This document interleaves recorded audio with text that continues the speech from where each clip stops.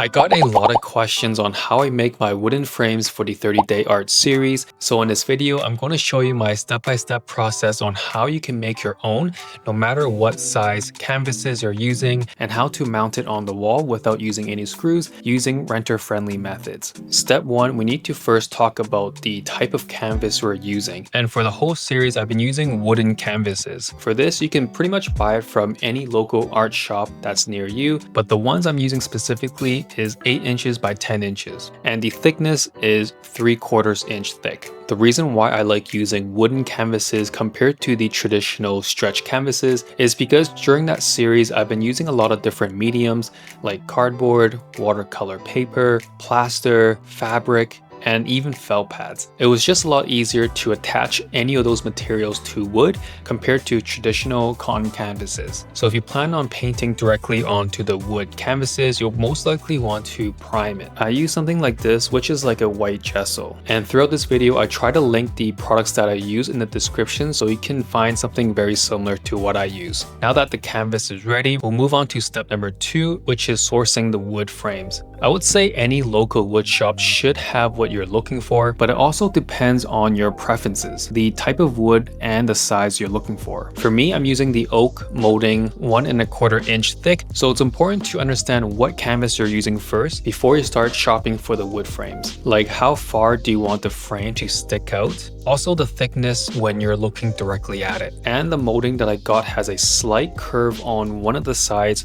makes it look a bit more professional. But again, there's so many different styles out there. That's why I like building my own custom frames, because you can really find something that matches your home, matches the type of art you're making. Now, step 3, this is optional, staining your frame. I'm using this water-based wood stain, which is really easy to apply. You can get the exact same one that I got, but it also depends on the original wood color that you have, which will dictate when adding the wood stain. And I went with that stain because I like a darker wood look in my decor, but you can use a light stain. I do recommend doing it because it helps protect the wood as well, and it would enhance the look of the wood, which I believe it makes the overall frame and the artwork more professional. Step 4, the most important part and maybe the trickiest, cutting the wood slats to size. The length of these pieces are determined by the dimensions of your canvases. For example, my canvas is 8 by 10, so I would cut 2 pieces at 8 inches and then 2 pieces at 10 inches. But here's the important part. You have to measure your dimensions to the inside of where you want to cut that 45-degree angle, instead of measuring the total outside length of the side pieces. Now you just use what you're comfortable with cutting the wood pieces. I used a miter saw for most of my frames, but you can also use something like this, which is a handheld miter saw. I use some of these if some of my measurements are incorrect, so I can just do it at home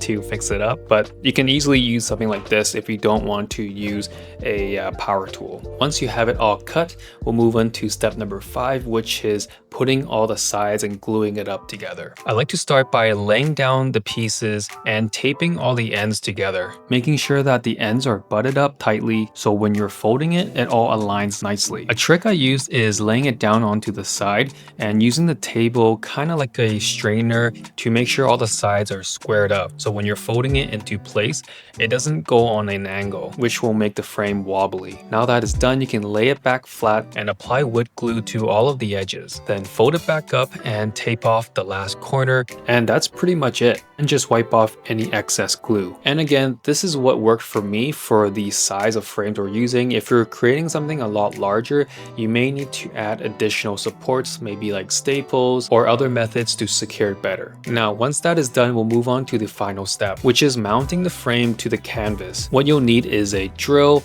a pilot bit, and some screws. The pilot bit you use is something a bit smaller than the screw, and this is the exact types of screws I'm using. It might be different for you depending on how large your frames are. So you'll flip the canvas and the frames over, and you'll start by adding your pilot holes. I just put 1 hole on each of the sides, but if you have a larger canvas, then you may want to add more. And I normally just drill deep enough where it goes through the canvas, but not enough to go through the frame itself, because the frame is where you want the screws to bite onto. A quick tip is putting a piece of tape on your drill bit so you know when to stop drilling. And once that is done, you just pop in the screws, and that's pretty much it. If you feel like it's not secure enough to just use screws, you can add some glue to it. But the reason why I don't like that method is because I want to be able to remove the frames from the canvas whenever I need to. And full disclaimer, this is not the only way to make your frames, but this is what worked for me for my specific situation. Lastly, a lot of people also ask me on how I'm mounting it onto the wall, and this is pretty much what I use. I use these things called command strips, and they are a game changer. I'll try to link this one down in the descriptions as well, but I just use 1 or 2 of these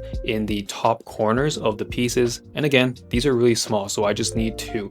But if you're using larger ones, then you may want to add a few more on there, but they hold a lot of weight and these are very temporary. So let's say you are in a renter friendly place.